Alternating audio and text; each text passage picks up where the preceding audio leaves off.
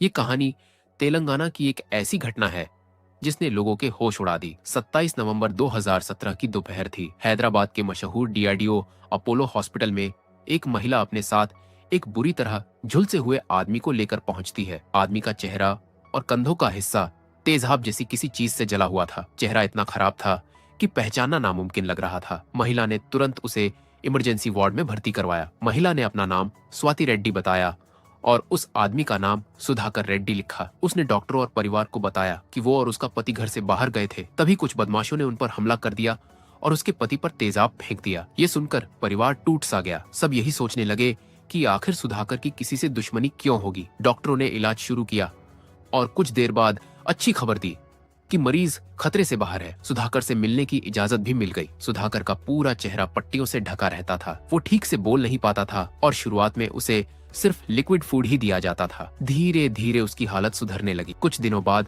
वो हल्का फुल्का बोलने लगा।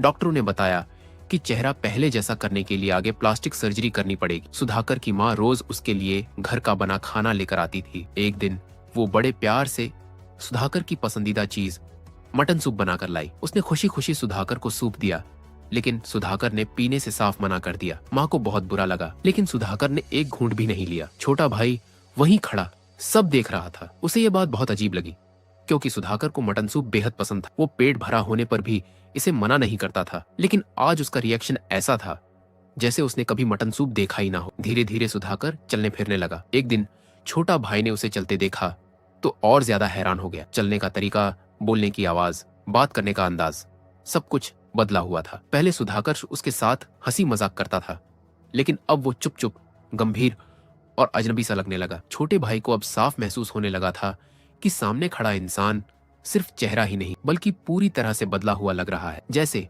वो उसका बड़ा भाई हो ही नहीं। यहीं से इस कहानी में शक की पहली दरार पड़ती है, जो आगे चलकर एक चौंकाने वाले सच की तरफ ले जाती है। छोटे भाई ने एक और अजीब बात नोटिस की। जब भी अस्पताल में रिश्तेदार सुधाकर से मिलने आते तो वो ऐसे मिलता जैसे पहली बार मिल रहा हो। एसिड अटैक 27 नवंबर को हुआ था, लेकिन इतने दिन बीत जाने के बाद भी पुलिस अस्पताल नहीं आई। ये बात छोटे भाई को अंदर ही अंदर परेशान करने लगी। दिसंबर के शुरुआती हफ्ते में एक दिन छोटा भाई खुद लोकल पुलिस स्टेशन पहुंचा। उसने शिकायत दर्ज करानी चाहिए और बताया कि उसके भाई पर जानलेवा हमला हुआ है। जब पुलिस ने तारीख पूछी और 27 नवंबर सुना तो उन्होंने सवाल किया, इतने दिनों बाद क्यों आए? उस वक्त शिकायत क्यों नहीं की? जितनी जल्दी बताते उतनी जल्दी हम अपराधियों को पकड़ पाते। अब तो वो लोग शहर छोड़कर भाग भी चुके होंगे। पुलिस की ये बात सुनकर छोटे भाई को और शक होने लगा। उसे याद आया कि उस दिन भाभी स्वाति भाई के साथ ही थी। फिर उन्होंने तुरंत पुलिस को कॉल क्यों नहीं किया? इसके बाद छोटे भाई ने पुलिस को वो सारी बातें बता दी जो वो अब तक किसी से नहीं कह पाया था। उसने साफ कहा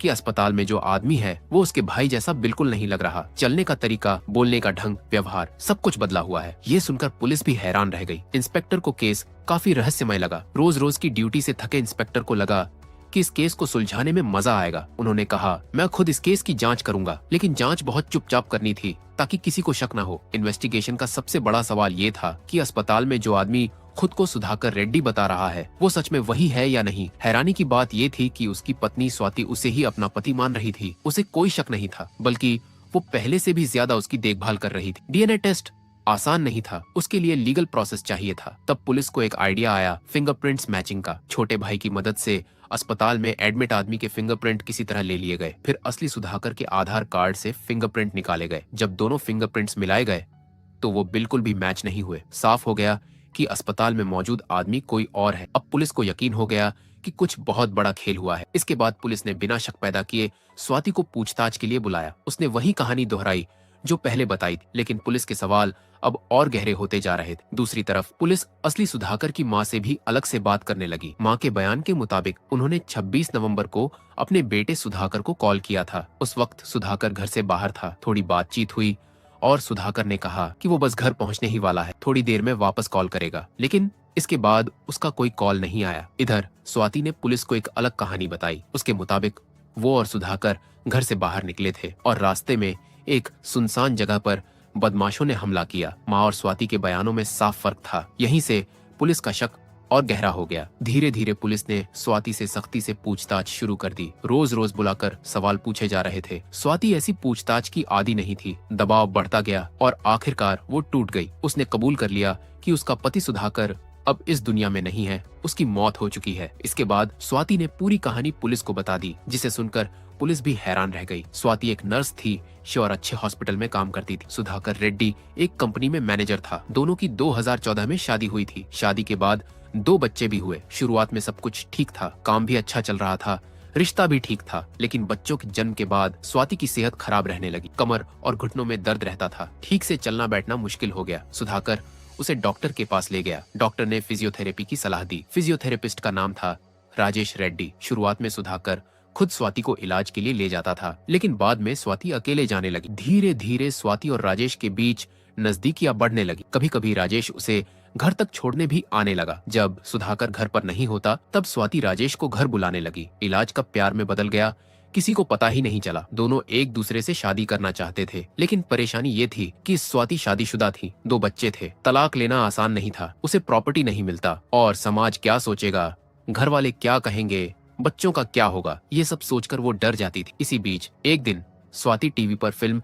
ये वाड़ू देख रही थी, जिसमें प्लास्टिक सर्जरी से किसी का चेहरा बदल दिया जाता है। फिल्म देखते ही उसके दिमाग में खतरनाक आइडिया आया। उसने तुरंत राजेश को कॉल किया और अपना प्लान बताया। राजेश को भी ये आइडिया पसंद आ गया। दोनों ने उस फिल्म को करीब 20 बार देखा और प्लान बनाने लगे। उन्होंने डॉक्टरों से भी प्लास्टिक सर्जरी के बारे में जानकारी ली। उन्हें बताया गया कि पूरा चेहरा बदलना मुमकिन नहीं है, लेकिन काफी हद तक बदलाव किया जा सकता है। नवंबर का महीना चल रहा था। दोनों की बेचैनी बढ़ रही थी। उन्हें साथ रहना था, शादी करनी थी और इसके लिए सुधाकर को रास्ते से हटाना जरूरी था। आखिरकार उन्होंने 26 नवंबर 2017 का दिन चुन लिया। घटना से 1-2 दिन पहले स्वाति ने अपने दोनों बच्चों को नानी के घर भेज दिया ताकि आगे कोई परेशानी ना हो। फिर आया 26 नवंबर का दिन। स्वाति ने पहले से सारी तैयारी कर रखी थी। जो जो चीजें चाहिए थी सब जुटा ली थी। 26 नवंबर 2017 ये संडे का दिन था और सुधाकर घर में ही था। सुबह करीब 5 बजे स्वाति ने अपने बैग से एक इंजेक्शन निकाला, जिसमें एनेस्थीसिया था, यानी बेहोश करने वाली दवा। स्वाति नर्स थी, इसलिए उसे पता था कितनी डोज देनी है और कितनी देर तक असर रहेगा। उसने इसे सोते हुए सुधाकर को देकर उसे बेहोश कर दिया। इसके बाद उसने राजेश को कॉल किया। राजेश पूरी तरह तैयार था। थोड़ी देर में वो घर पहुंच गया। इसके बाद दोनों ने मिलकर लोहे की रॉड से सुधाकर के सिर पर वार किए। तकिए से गला दबाया गया। जब उन्हें यकीन हो गया कि सुधाकर की मौत हो चुकी है, तो शव को बेडशीट में लपेटकर गाड़ी में डाल दिया। घर से थोड़ी दूरी पर एक घना जंगल था। दोनों वहां पहुंचे, जमीन खोदी जो ज्यादा गहरी नहीं थी और सुधाकर के शव को उसमें डाल दिया। फिर पेट्रोल छिड़क कर आग लगा दी और दोनों घर लौट आए। अब अगला प्लान था राजेश का चेहरा जलाना और बाद में प्लास्टिक सर्जरी करवाई जा सके। शुरुआत में तो राजेश काफी घबरा जाता है और ऐसा करने से मना करता है, लेकिन स्वाति उसे मना लेती है। स्वाति ने जानबूझकर सिर्फ 30% चेहरा जलवाया ताकि सर्जरी आसान हो और ज्यादा शक ना हो। दोपहर में स्वाति ने परिवार को कॉल किया और बताया कि सुधाकर पर एसिड फेंक दिया गया है और वो हॉस्पिटल जा रही है। इसके बाद वो राजेश को लेकर हॉस्पिटल पहुंची। प्लान लगभग सक्सेसफुल हो गया था, लेकिन एक मटन सूप ना पीना उन्हें भारी पड़ गया। दरअसल राजेश वेजिटेरियन था और सुधाकर नॉन वेज, इसीलिए जब मटन सूप लाया गया तो राजेश ने पीने से मना कर दिया। यही से सुधाकर के छोटे भाई को शक हुआ और पूरा मामला खुल गया। राजेश अपने आप को जलाने को तैयार हो गया, लेकिन मटन सूप नहीं पी सका। 10 दिसंबर 2017 को स्वाति को गिरफ्तार किया गया। 14 दिसंबर को राजेश हॉस्पिटल से डिस्चार्ज हुआ और 15 दिसंबर को उसे भी गिरफ्तार कर लिया गया। पुलिस ने जंगल से सुधाकर का जला हुआ शव बरामद की। इसी के साथ ये खौफ